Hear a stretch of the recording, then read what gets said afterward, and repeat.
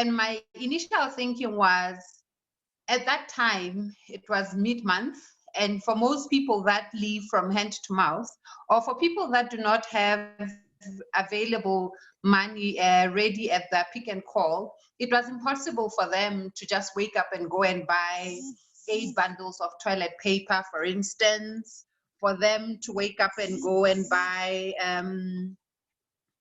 unnecessary bundles of baby nappies, for them to buy copious amounts of alcohol, you know. But all these things people need in equal measures, whether you are rich or poor. These are things that you need. And what I said at that time was, it is quite interesting how calamities are never pro-poor. It is the responsibility of governments to ensure that even the poorest of the poor, irrespective of a calamity, there's a bit of a cushioning that is available. So for me, it started there with the panic buying, because it was very clear who can afford to go and panic buy. And even in that instance, you would see it, like people that could panic buy are people that had vehicles, people that could buy, I don't know if you saw, but people had trolleys upon trolleys upon trolleys. And if you looked at pictures in South Africa, there was a bit of a racial divide in terms of who is panic buying and what they are buying. So I looked at it from a point of Lesotho. So when I went to the shops, because it took me a while to go and panic buy, and I will acknowledge that at some point I bought, because I felt like, oh my goodness, what if they're going to lock the borders and I won't have food for my kids? I won't be able to live with myself. But even on days when I went to panic buy, you could see the people that were buying. Like, it was not those people that normally are there, and it was heartbreaking for me to say, can my nanny panic buy? Can my grandmother panic buy? Can all my cousins panic buy? And for me, it said there is a big lacunae in the way we plan as a country. The panic buying point that you raise is quite interesting because, first of all, I think in terms of how, as a country, we responded to the COVID-19 outbreak, I mean, like a lockdown, for example, we did that after South Africa declared their own lockdown. And obviously this was after countries like European countries and like Wuhan declared their own lockdowns, and Italy for that matter. And I think I think we took it for granted as Africans in general, how it was so easy for them, you know, middle income or high income countries to quickly declare a lockdown. And I don't think we really thought it through in terms of what does it mean for us and what are all the things that can make it a bit difficult to declare lockdown. So our response, I feel, you know, could have been more, or maybe, I mean, it was good to declare lockdown, but what I'm trying to say is it exposed, you know, the fact that there are a lot of things that we need to work on so that if we have to do something like a lockdown, you know, everyone is well taken care of. And I think in terms of panic buying, I mean, even if somebody had money, you know, a lot of people don't buy groceries in bulk because they can't afford to. A lot of people buy like from week to week, and the groups that we're talking about. So I think just in general, you know, like you're saying, this was something that exposed us so much as a country. So when we talk about pro-poor policies, I think first of all, let's define, what are we talking about? When you talk about the poor and the vulnerable, what groups are we talking about in Lesotho? So as a country like Lesotho, let me just draw strength from the current budget, national budget as set to us by the Minister of Finance, Dr. Majoro. In his budget speech, he said that there's 50% poverty rate in Lesotho. So already that means between you and I, if there's 2 of us, 1 of us is poor. So on average, if you have a 50% poverty rate, it means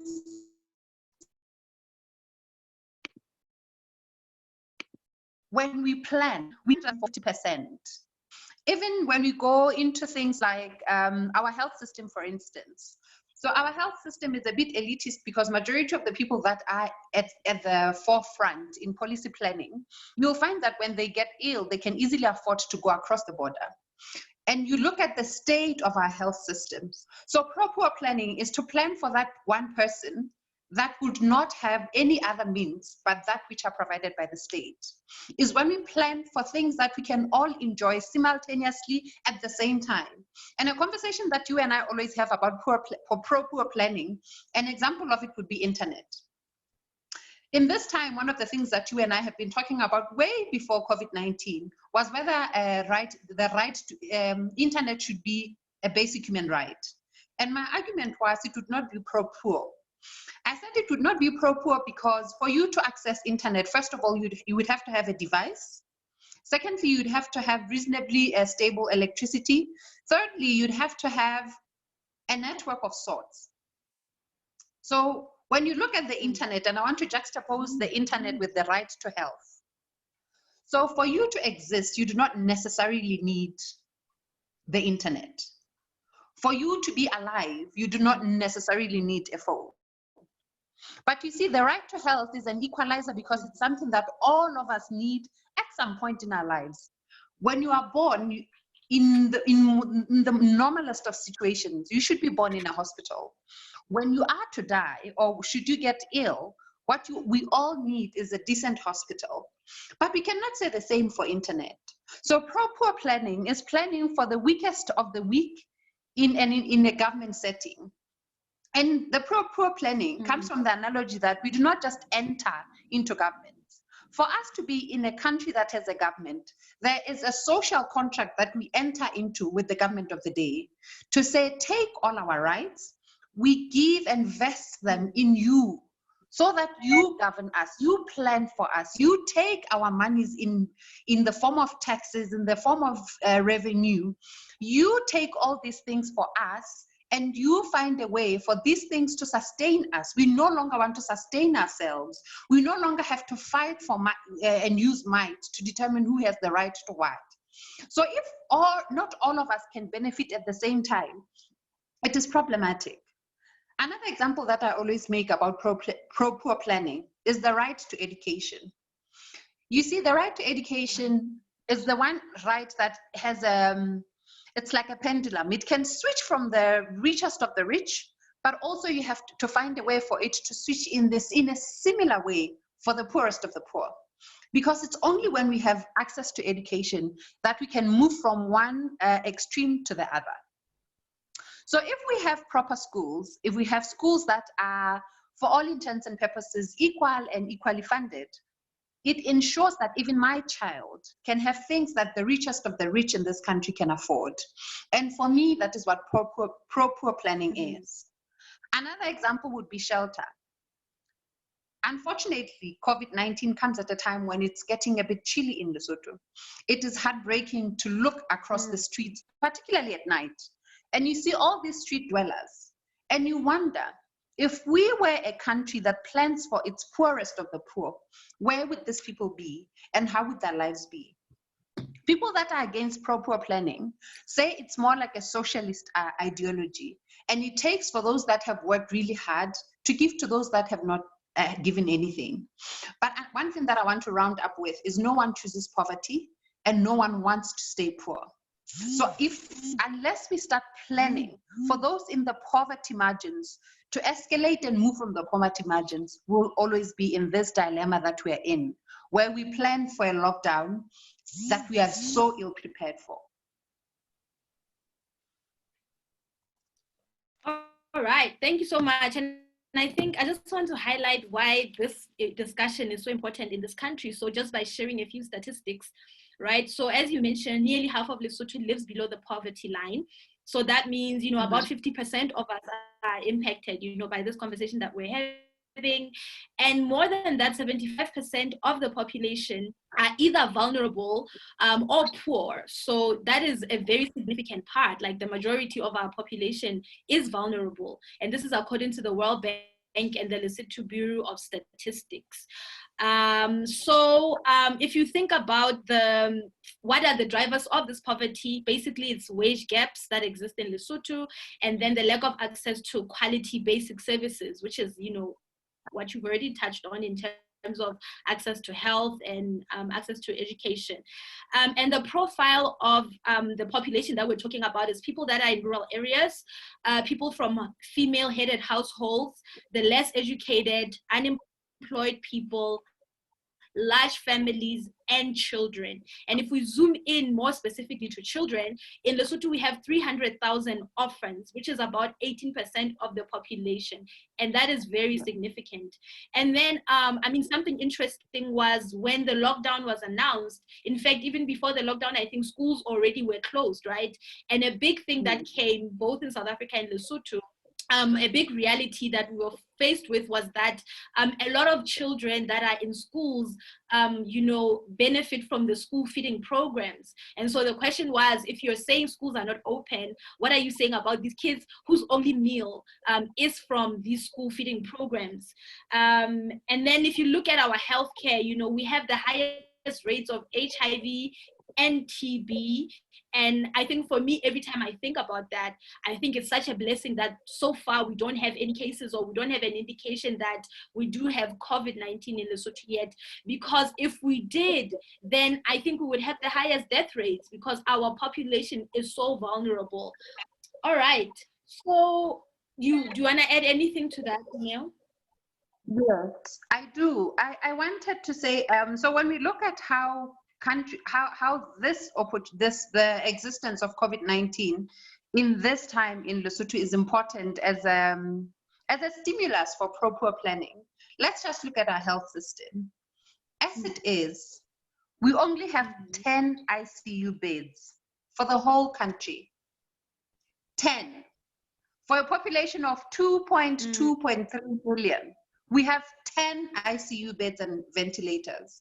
What that means is, at some point in Italy, they were saying they have to triangulate and decide on who would be kept on ventilators. Initially, they were saying if you were above 80, you would not be given a preferential ICU bed. They had to get to a point where they were saying up to 60. Now, should this happen in Lesotho, who do we think are going to be on the 10 beds? Who? Yeah.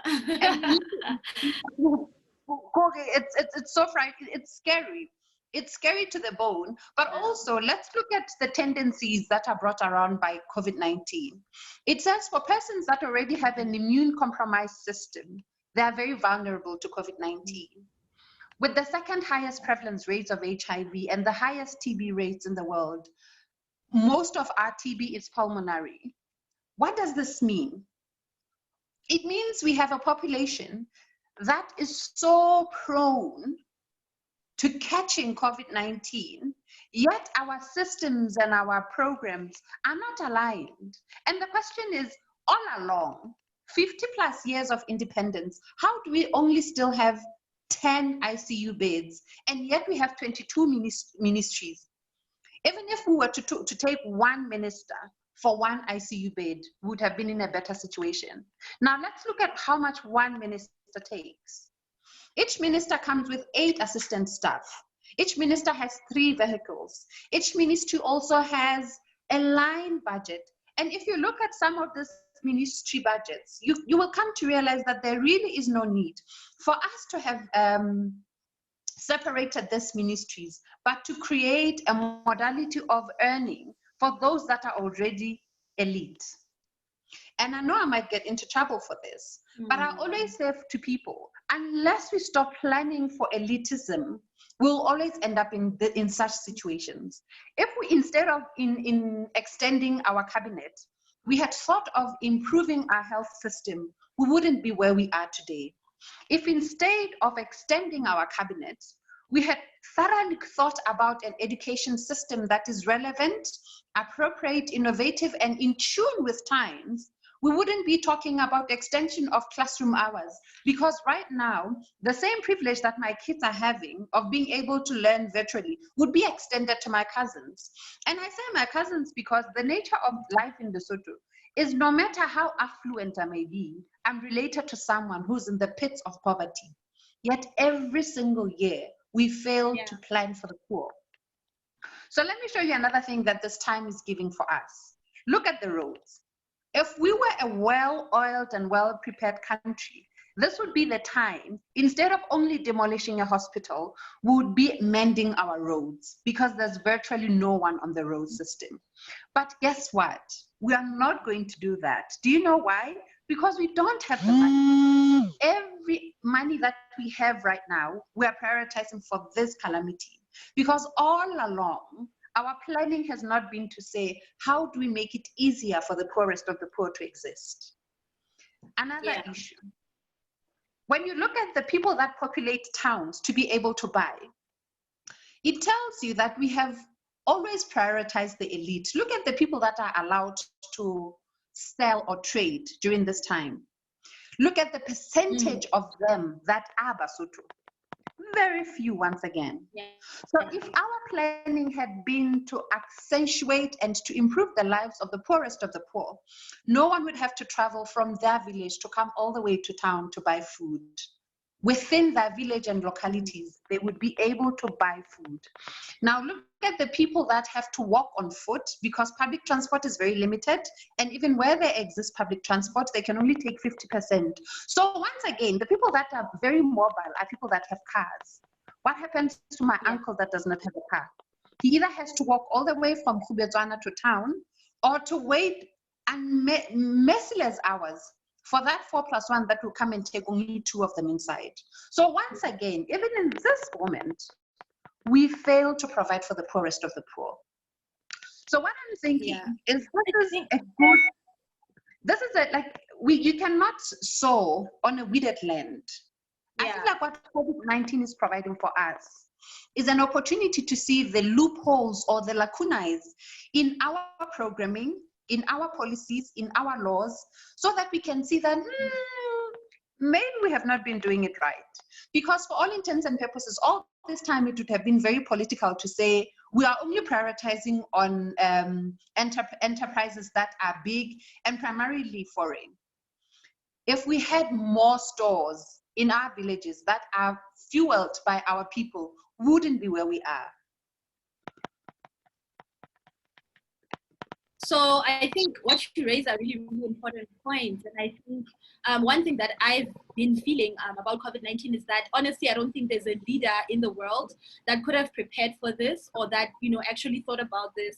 And I know I am always laughing at about Donald Trump and the comments that he's making. I mean, I know one big thing that made Donald Trump very angry about the fact that, he felt they didn't know ahead of time about this pandemic in order to have prepared for it. So I think that's like every leader's frustration, is that they couldn't have known that something like this would happen, and therefore they felt ill-prepared for it. So I don't necessarily feel like I won't crucify our leaders, what I'm saying, for not being prepared enough. But I will say that if we don't learn from this period, as you're saying, if we don't take this as an eye-opener of all the things that we need to work on, then that is something that we can blame on our leaders. So I want to touch on a few things.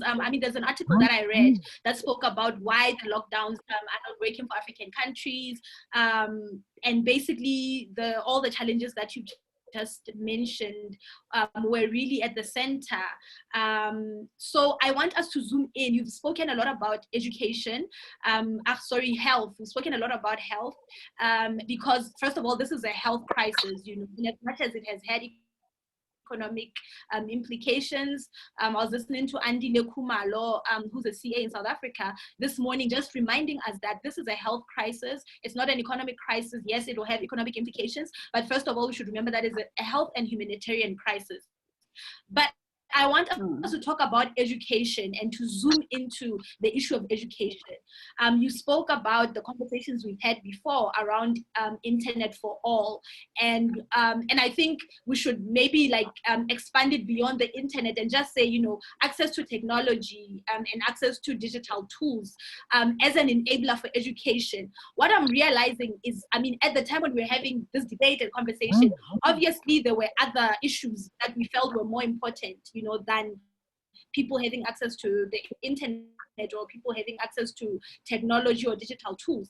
But I think what I'm realizing now is because of the lack of access in our country specifically, people that are being affected the most right now by the inability to go to school are the vulnerable people. Because if you take my kids, your kids, kids around us, they are still continuing with classes. I heard a lot of people saying that online classes were starting this week.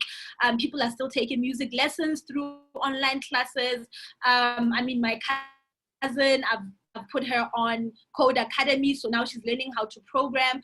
So like, once again, we see that the lack of planning, even around technology and technological resources, is affecting the vulnerable more than anybody. Because if kids had access to technology, if they had access to the internet, then they would continue school just like everyone else, So I think sometimes what we fail to remember when we're talking about technology, and I know when people talk about 4IR, for example, we'll start saying, well, maybe we as African countries should focus on other things and not 4IR, because we're not even, in the second IR or the third IR.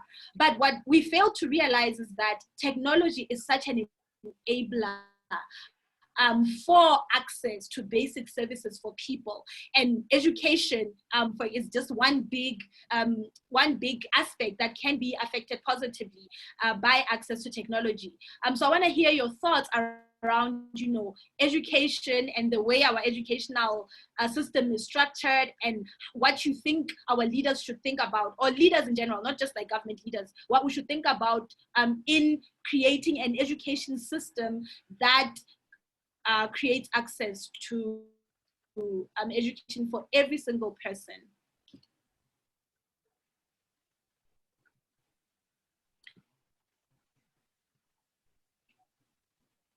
Are you still there? So you were cutting the, yes, I'm here. You were cutting there a bit. First of all, you are very right. I'm a culprit of having taken my son out of school way before the Prime Minister said that schools should close.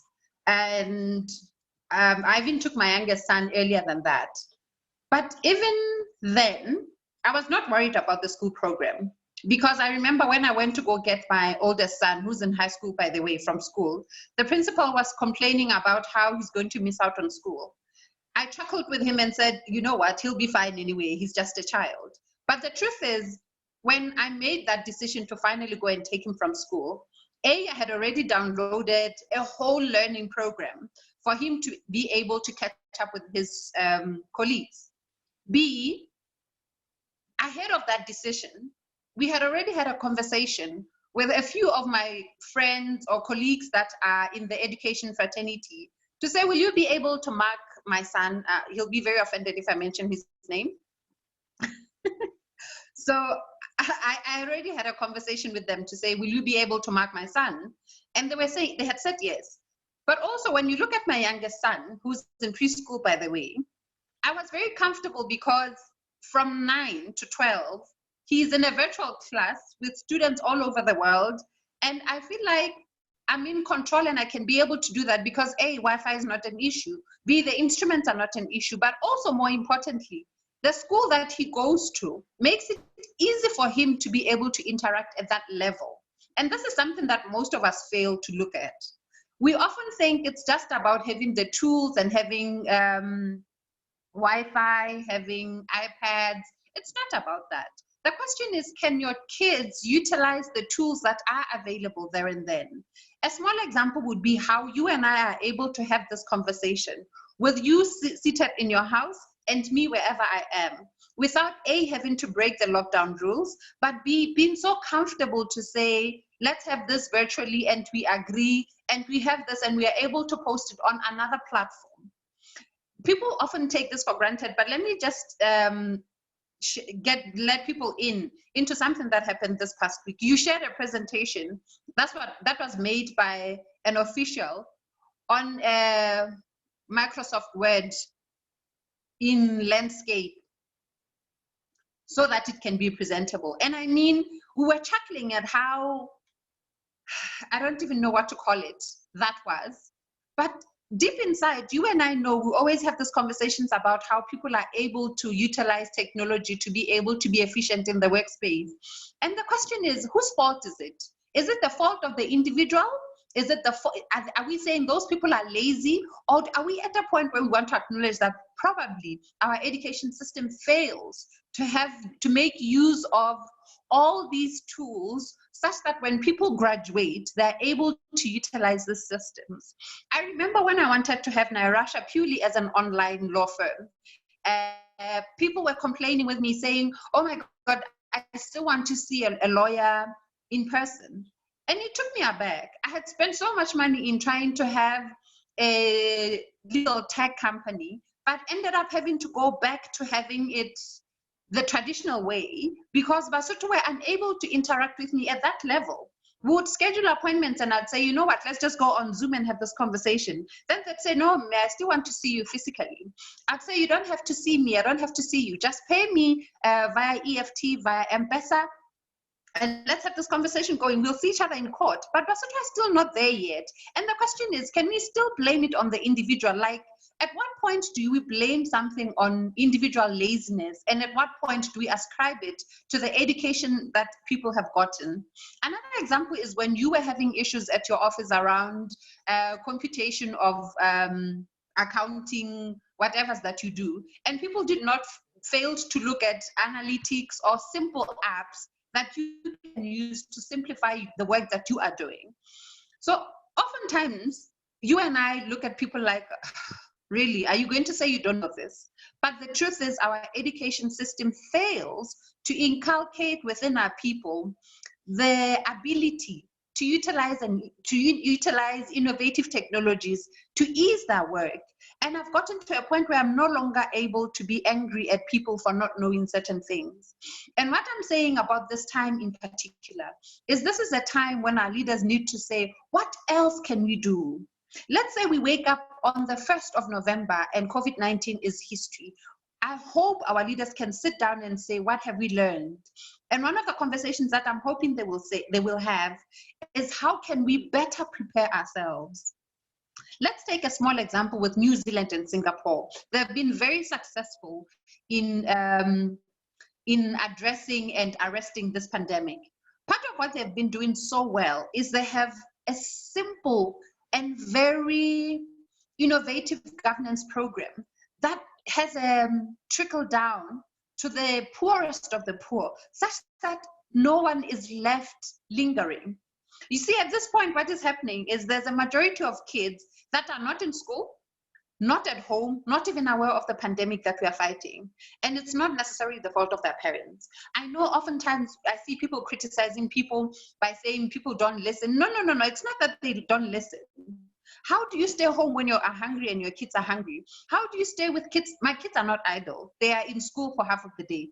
But I'm telling you, whoever Lhakwe's mother is, I hope is listening, because I listen to stories about Lhakwe the whole day.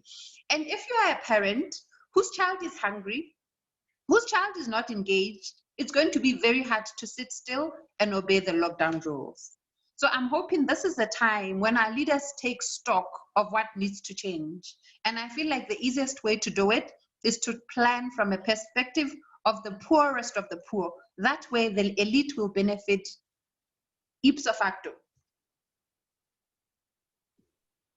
Yeah. So thank you so much for that, Neil.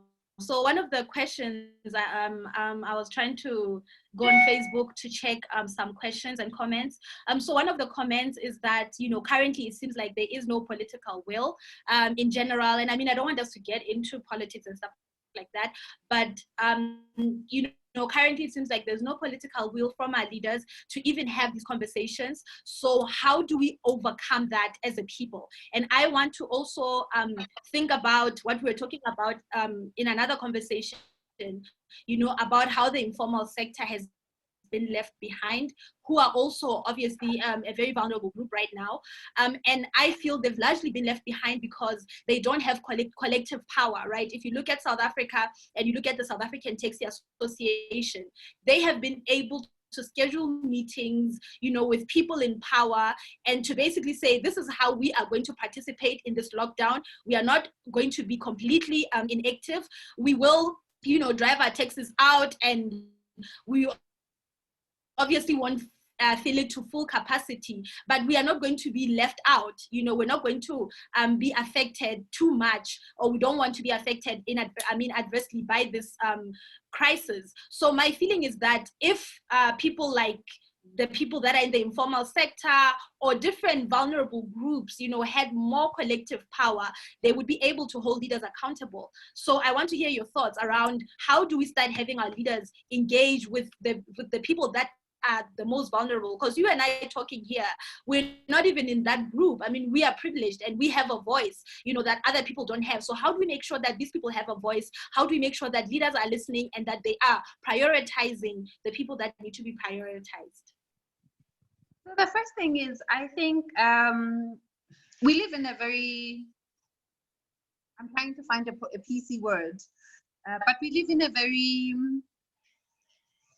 strange country where even someone that is vulnerable is not aware or cognizant of their vulnerability.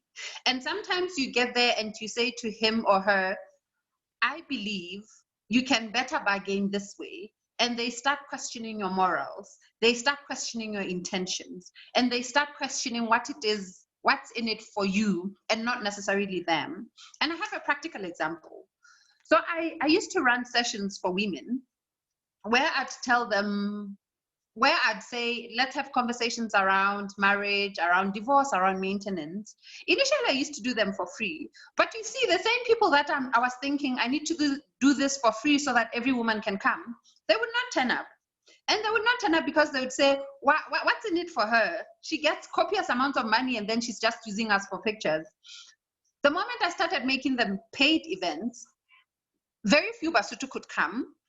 And those that initially used to shun these meetings because they felt like there's something in it for me, now were saying to me, the tickets are too expensive, blah, blah, blah, blah, blah. And I'm not completely blaming Basotho for this. It's how we have been socialized. So one thing that I feel we need to address as a nation is we need to take stock of where we are and how what we have been using to either get the attention of the government or to have a voice have worked. Initially, we used to toi and march. And to be quite honest, it is not working anymore. The question is, how then do we start having meaningful conversations among ourselves without necessarily waiting for them to be sparked by people that do not feel the pinch of the shoes that we're wearing? This is a very good example. I would love to see how many people exactly are tuning into this conversation and how many of them will want us to have a follow-up of these conversations to say, in particular, students, how do you move from this? And another thing, we cannot overlook the effect of dipalelo in how people interface with power in Lesotho. So what poverty has done to us is we have easily been subdued or submerged in, if I speak too loud, this will happen. If I say too much, this will happen. If I speak and I speak this way to authority, this might happen. And this is something that we need to unlearn. And we need to relearn new ways of engaging without being violent, without being petty, but being direct, respectful, but also assertive. This is not a political will question, because the question is, who have you elected in your constituency? Do you know this person? Do you interface with this person? Do you know what their feelings are around COVID-19? What is this person doing? In other countries, prime ministers and ministers have pledged their salaries. It's not happening in Lesotho, and there's neither a demand for such to happen. In other countries, there are relief funds. Basotho are not even trying to do it. Ndate Ntane has done it. Ndate Matekane is doing it. Tolo Energy is doing it. But where are average Basotho entrepreneurs that we know day in, day out are flashing moyes and getting tenders from this country? Where are those people that we elected into parliament as our representatives? What are they saying? They see our pain, because you know what? The good thing about Lesotho is no matter how high up you are in the echelons, you are related to someone who is in the deep trenches of poverty. The question is, how do we relay back the messages to say we need to see change? And it does not necessarily have to be, we have to have the government come in and sit here. If we as a nation start having these conversations constantly, consistently, these people that are our leaders are also people. Before they are any other thing, they are people, they are our uncles, they are our brothers, they are our fathers, they are our mothers, they are our friends. And they will tune in into these conversations one way or the other. The question is, are we having the right conversations? Right now, people are talking about how this lockdown has made them so thirsty. People are engaging in challenges. I'm not even going to criticize them, but the question is, how are we letting this time build us as a people, you know? So half the time I see Basotho engage in flivority, yet expect to have this big changes. Like, who do you think is doing them? They are also doing challenges the same way you're doing. Libana, they're busy posting and trying to say now who has the stash. Like, there are people at the end of the day. So you can't expect from the next person something that you yourself can't do. And I'm not even saying this to pan anyone. I'm just saying we need to be the change we aspire to see. Because at the end of the day, all of us are the leaders that we need. So, Dineo, I think, I mean, first of all, my feeling is always that political leaders, African political leaders, Basotho political leaders, obviously benefit from the status quo, and the status quo being a population that is not politically educated, a population that feels like, you know, if you hand me a t-shirt or you give me, like, I don't know, free food if I go to a political rally, then that's enough, you know, I'm going to elect you. They benefit from that because that means then people are not going to hold them accountable. But obviously there are people in the population that know better. There are people like you and me and a lot of other people. And I know that educated people, for example, have been criticized for being educated and then not doing anything in terms of ensuring that their level of education results in change in communities. So I think this is where I'm challenging you, myself, and the elite. You've spoken a lot about the elite and how they benefit and how they are largely unaffected by this crisis in the country. So my question is, what is our responsibility, you know, as people that have a voice, as people that have opportunities, as people that have seen how, you know, certain empowerment initiatives can really make a difference in their lives? What is the responsibility that we have? Because like you said, you can only blame individual people to a certain extent. You know, as a collective of, you know, high income people that have opportunities, educated people, what is the responsibility that we have to ensure that the poor and the vulnerable people are prioritized in this country? First of all, we need to start talking more. We need, and not just to talk for the sake of talking. I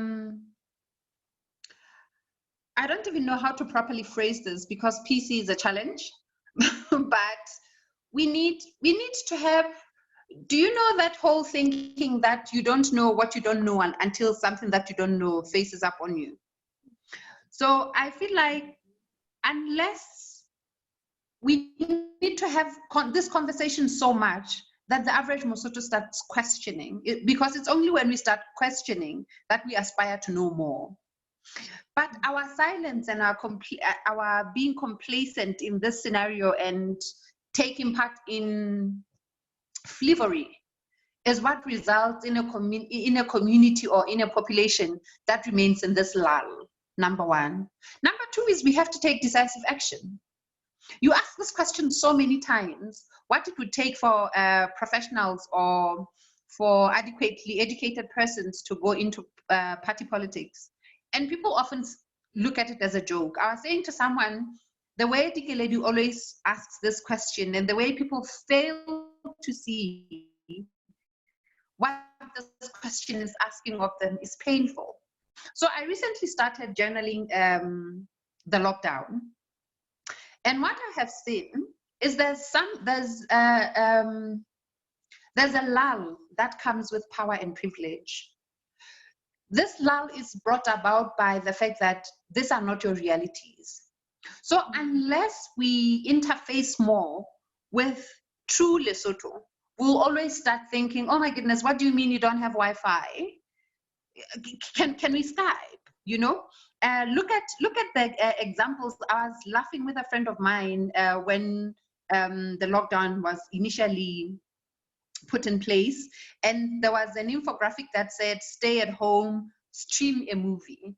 And I was saying, how elitist, stream a movie.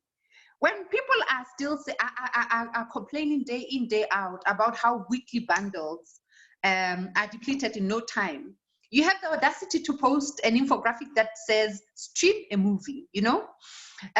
We also need to spark within our people and within our children. You see, my problem is we have these conversations as the elite, and we take our children out of the question as if by some miracle they will wake up and have this knowledge somehow passed into them by osmosis. It does not work that way. I'm sorry, I have, stop a second. Okay, that I'm coming. So this things will not come like automatically. We don't breathe and then our kids catch this. The question is, are we having these conversations with our mothers? Are we having these conversations with our children? Are we having these conversations with our grandmothers? Are we having these conversations with our nannies? So I was having a conversation with someone and she was asking me where my nanny is in this time. And I was saying my nanny decided that she wants to stay with us for the lockdown. And they were saying, no, Dineo, you are not being fair to this woman, blah, blah, blah, blah, blah, blah, blah. So it took me a while to respond. But ultimately, when I did respond, I said to her, I had this conversation with my nanny where I was saying to her, this is exactly what this means. I will not stop paying you, but this is the risk. The risk is we don't know how long the lockdown will be and whether or not there'll be an extension. If you feel like you would want to go home, this is the time to go. And she said to me, I would much rather self-isolate here with you. And what she said to me broke my heart, because she said, and I'm saying this with the hope that no one knows my nanny here because I don't want to expose him that way. But she said, I am here comfortable. We regularly send money to my kids back home so they can enjoy similar comforts. I'm much more comfortable knowing I'm here. And when you paid me, you actually paid me for the work that I'm doing. I would not be comfortable being at my house and you paying me a full salary when you are still working and taking care of the kids yourself. So what I was saying to someone is, my nanny understands COVID-19 better than most people that are in government. Because these days when I come back, like I've been to the office today, she sits outside and she tells me, she's the one that reminds me how long the virus stays on hair, how long the virus stays on clothes, how long it stays on metals. Unless I had had this conversation with her, I feel genuinely that my nanny would not be in a position that she's in right now, not only to make decisions for herself, but for her kids. So I do feel we have a responsibility as the elite, I hate that word, by the way, to make sure that the knowledge that we have is not good enough just for us to speak posh English, but that it benefits the next person. So that's what I think we need to start doing now, ASAP, hence why this conversation and the reach that I'm hoping we can be able to have with this conversation. All right, thank you for that. I think it's very interesting that you spoke about your nanny, because domestic workers, you know, are one group in Lesotho that is very, very vulnerable, that is unorganized, in the sense that, you know, they don't have they don't belong to a trade union, they don't really have, you know, an organized collective voice. So largely there's no laws that protect them, no labor laws that protect them, and the relationship with their employers. I mean, people are always complaining about their domestic workers, you know, and that's because the relationship or that particular job is so unprotected. And I think when you're talking about, you know, somebody saying that, you know, you should have sent your domestic worker home, I mean, it's something that I've asked on Facebook. I said, hey guys, you know, are you still paying your domestic workers, or what's going on? And it was not really a joke, because I was like, I'm working from home, you know, but I am getting paid. And I believe if the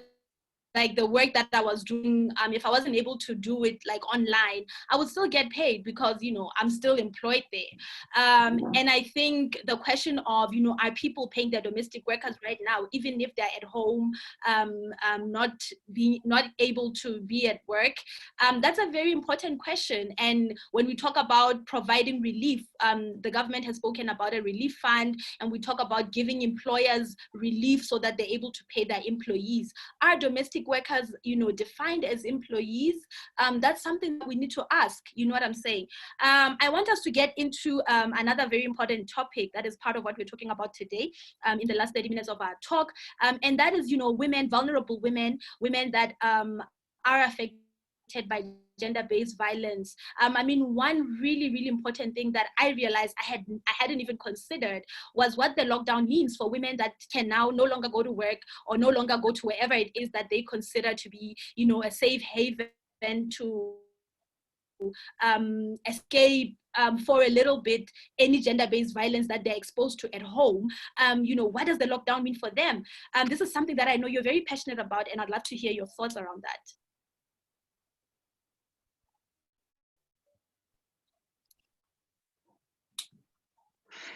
So you see, this one makes me so emotional because I believe, once again, if we had a government that plans from the lens of the poor, we would have more than one shelter for gender-based violence.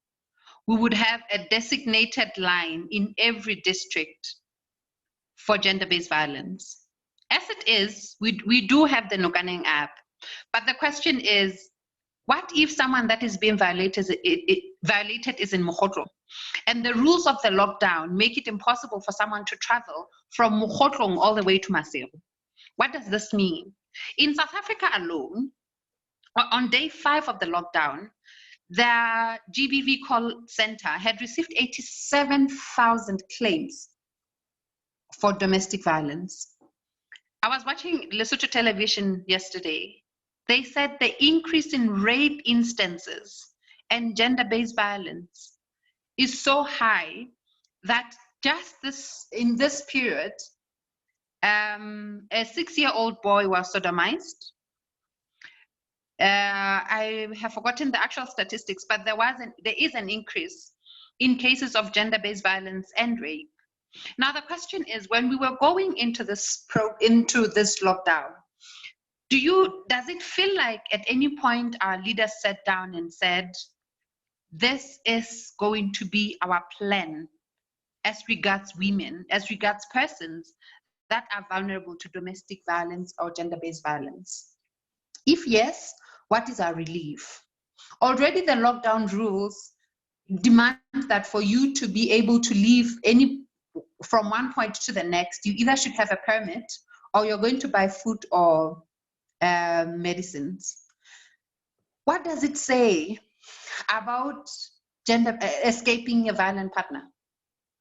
And what does it mean in a country like Lesotho with 50% poverty rate to be locked down with your abuser 24/7 for so many days, for 21 days, all at once? And do we think our police and our army, where they are manning the roads, would understand if a woman was to say, I am leaving because I'm afraid my husband is going to violate me? What do we think would happen? So all these things failed to come into mind, and we failed to program for them, once again, because we are planning for ourselves and not the nation. And the social pactum that I talked about, the social contract, says we as a community have said we want to relinquish all our rights to protect ourselves to you so that you protect us. At this point, what kind of protection mechanisms are we providing for women, children, and persons that are vulnerable to gender-based violence? What are we saying about LGBTI communities who are shunned by their families, who can now no longer linger around and sleep today at so-and-so's house, tomorrow at so-and-so's house, in this time? So if we had planned previously to have a functional sheltering program, to have functional hotlines, to have district-based and constituency-based response systems, this would not be a big calamity. At this point, 86% of women in Lesotho have at one point or another experienced violence. I have a friend or a colleague that I know that was not only harassed by the military, but I also have someone that I know that was violated sexually in this time. She had to wait for daybreak to be able to go to the police. As a lawyer, I can tell you, I have seen copious, ridiculous amounts of people that have been raped. The intuition is to wash yourself of the rapist. Imagine if you have to wait 2 more nights to be able to be examined. What does that mean for the examination, for the extrapolation of the evidence? What does it say for our justice system? So, all in all, I just feel defeated, because even when that was part of the news item, up to today, we have seen changes in regulations, but they're still not responsive. And we did not expect the regulations to be spot on first time. But as time goes on, there are things that we are learning. Even as we are learning of opening and closure of stores times, we are still so dead to the plight of women and non-gender conforming persons that are vulnerable to GBV and rape. Our regulations on that regard have not changed. And what does that mean? So it is very important, Tikeleti, post this time, for us to sit down as a nation and say, how are we going to provide for these groups of people?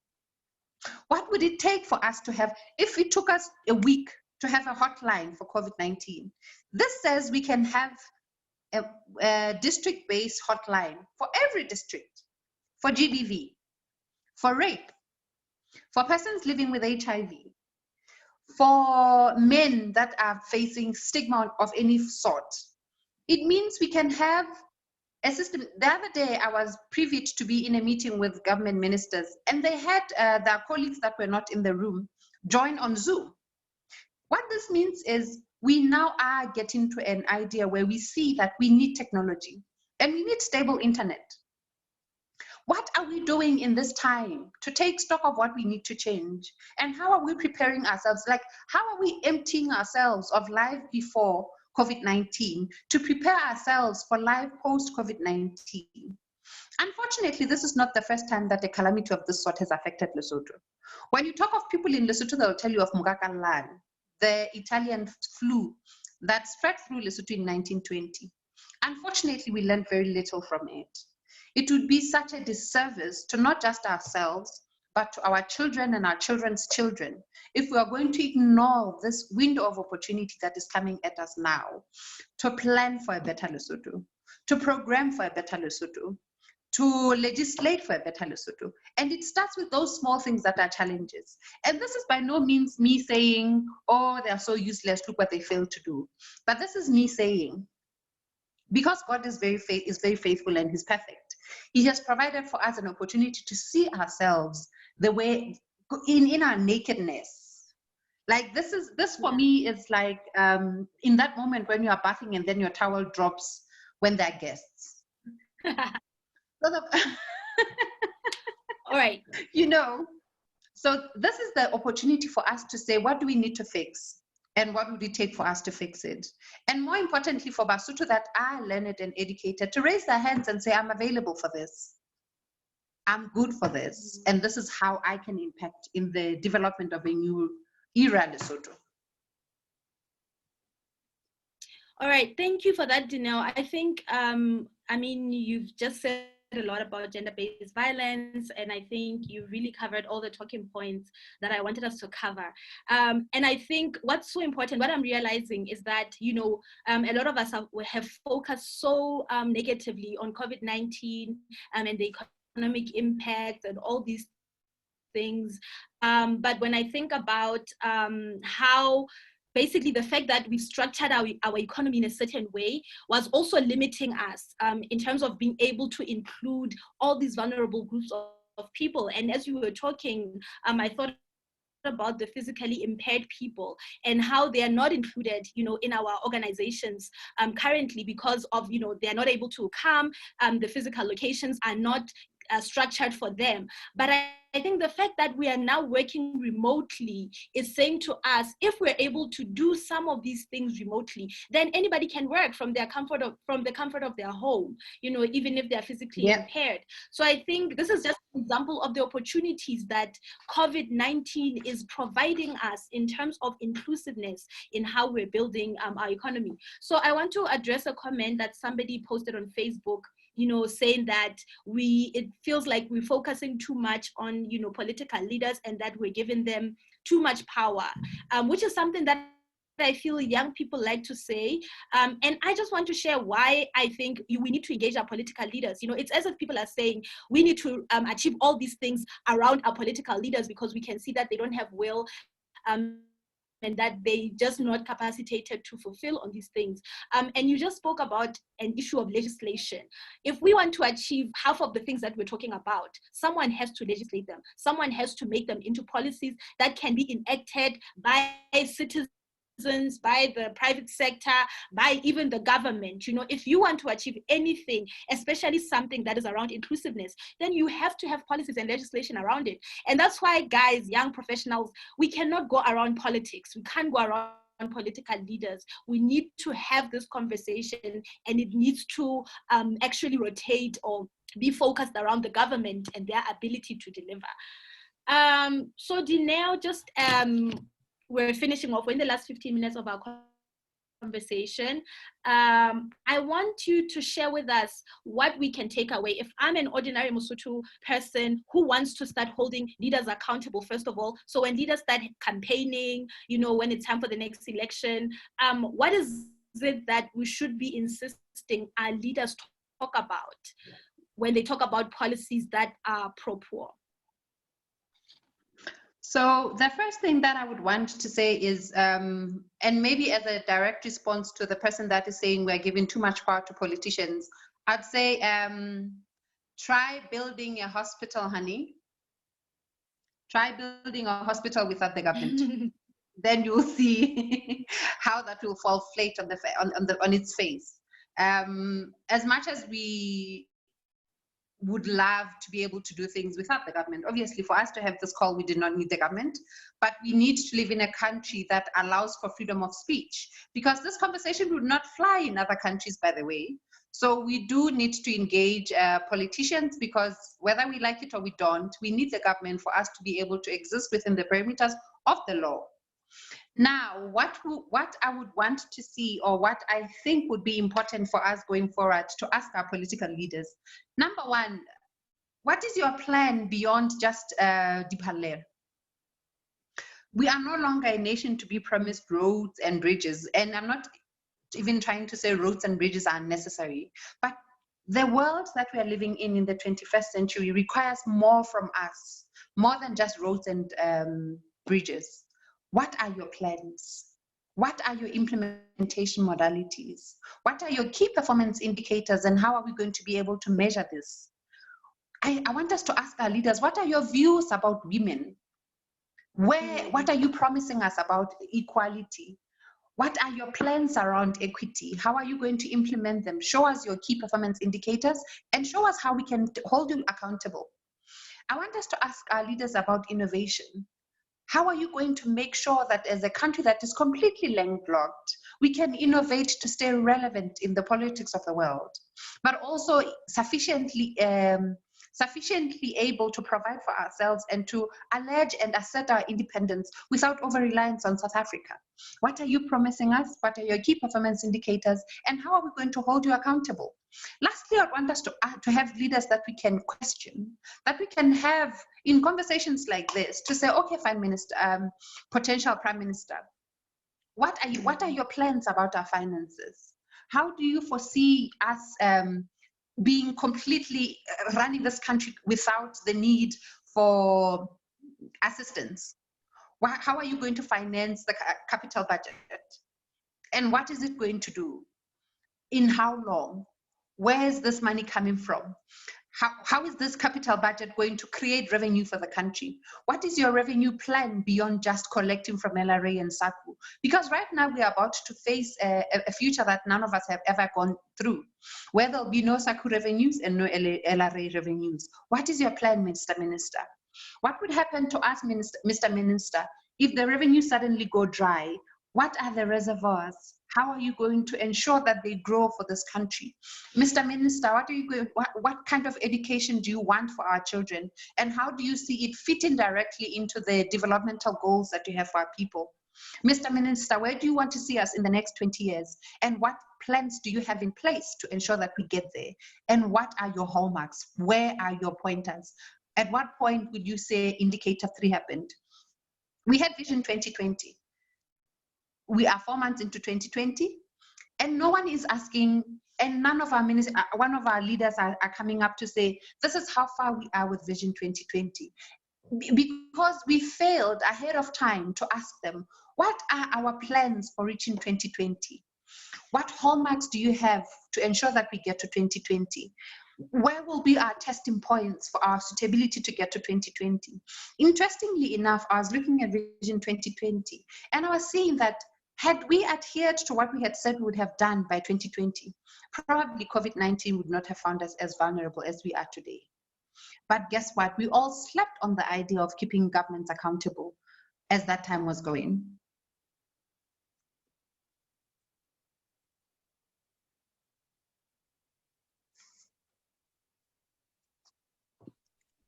All right, Dineo. So last question before we wrap it up is, as somebody that is not really affected by some of the issues we've discussed here, which I think will be the majority of people watching us today, why should I care? Why should I care about, whether somebody goes to sleep with food in their mouths? Because it's not about COVID-19. I think I just want to reiterate that it's not about COVID-19. It's about the vulnerabilities that COVID-19 has exposed in how we structured our society and our economies. So my question is, why must I care, even beyond COVID-19? As a young person, as a young professional, why should these issues, or why do these issues affect me? First of all, because we are human, and I believe our struggles are intertwined and intersectional. Secondly, because we live in a country where if it's not you, it's your brother, it's your uncle, it's your grandmother. And honestly, we need to stop normalizing or feeding into the phenomenon of black tax. Lastly, we are only as good as the next person sitting next to us. And if we move together swiftly like a well-oiled machine, we'll all progress. Crime will dissipate, illnesses will not take hold. So it is our joint effort. You see, the good thing about COVID-19, what it has taught us is it's an equalizer. It does not care whether you are rich or poor. So we should care because the well-being and the maintenance of the next person is directly affected or impacting on your own well-being. So no matter how well-schooled and well-oiled and well-polished your child is, these issues, if not addressed, will still find a way to trickle down and affect your good, posh, elite self. Yeah, I think on that note, it's so interesting. When people were told that they are not going to be able to travel out of their countries, one of the first things we picked up was, so all these African leaders that rely so much on Western healthcare are not even going to be able to access that at this point, which highlighted, why it's important that our leaders, ourselves, and I mean, everyone else should be or should care about these issues that affect us. I think, thank you so much for joining me. This was such an enlightening conversation. We're going to share, we've been recording this conversation, so I'll share the link. I'm also going to share it on my Facebook so people can watch way after we've had this conversation. And 2 things that I'm taking away, then you can share whatever it is that you want to share. If you still have anything, leaders that are in touch with the social issues or that affect us as Basotho, and for us to hold people accountable or to hold our leaders accountable, it means we ourselves have to be in touch with what these issues are, because we cannot just be talking about, high level issues. I think today we spoke very specifically about specific things that can be addressed. It was not a complaining session. It was actually a session that says, this is how we can practically, solve some of the problems that we face as a country. And we need to insist on leaders that are aware of these issues and that are talking about them in all political rallies that they are having. And then we need to amass collective power so that we can hold our politicians accountable. So as different groups of society, how do we start organizing ourselves so that we can have power? If I am a woman and I'm a working mom, I need to get other working moms together so that we can start advocating for work policies that are friendly for working mothers. And that goes for all sectors of society. So I think that is the responsibility that we need to take as, people in society. So last thoughts, Dineo, before we say goodbye to everyone. So my last thought is we are the change that we have been demanding, and we are the ones we've been waiting for. Unless we acknowledge and accept ourselves as good for the challenge ahead of us, no one else will. And I'm not even saying let's kick out the leaders that are there, but maybe what we are called to do at this point is to assist them to see the holes that are lurking behind and to meet the challenges with our skills, with our aptitude, and with our energy and strength. Lastly, I'm hoping we'll have another session where we will, in particular, look at the relief amendments that the Prime Minister has just given, and just to look at them from the lens of pro-poor planning and to see how we can actually actualize and to assist the government. And maybe then we can try and send out emails to those that have the powers that be to say, you know what, we're going to have this session and this is what we're going to talk about, just to look at the modalities of implementation that would A, be pro-poor, but B, be efficient and cost effective. Because at the end of the day, we ain't got no money, but we need to do what is right by our people. Can I just end by saying, please remember to pray at 12 noon and join the prayers because it's quite important, but also because our leaders and our country needs it. Thank you. Thank you so much. On that note, everyone, thank you so much for joining us. We're going to have another conversation on Thursday, which will be about corporate social investment or corporate social responsibility and the role that it can play in minimizing the effects of COVID-19 on, social impacts, really. So I'm looking forward to having you there. I'll put up a poster for it. Thank you so much. We'll have another conversation with Dineo. We would love to hear your views. I mean, the more views we have, the better. So thank you guys. Enjoy the rest of your day and keep safe. Stay at home. Do not go anywhere, unless if it's allowed and if you have to. Thank you. Bye.